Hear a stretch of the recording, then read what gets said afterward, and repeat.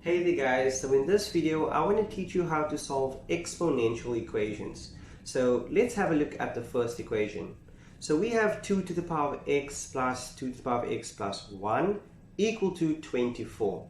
And to start off this equation, we are going to split up the second term as 2 to the power of x times 2 to the power of 1.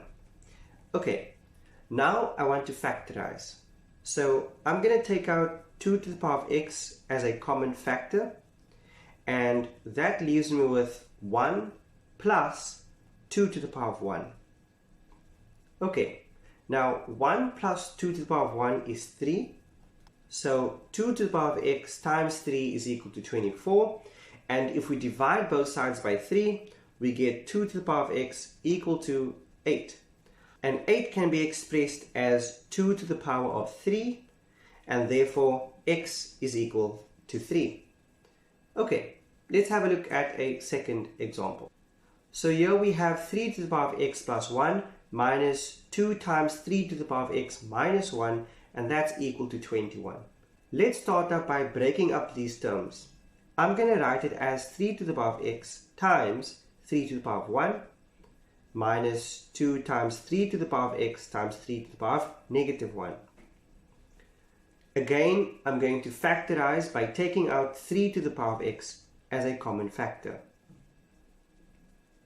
This leaves us with 3 minus 2 times 3 to the power of negative 1.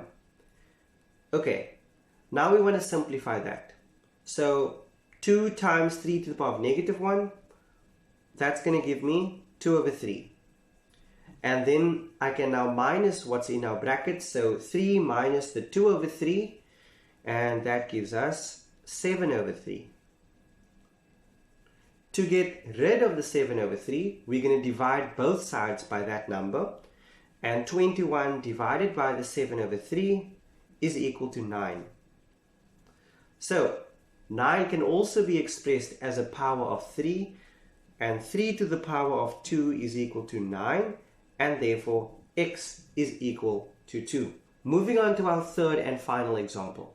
Maybe you just want to pause the video here to give this one a try.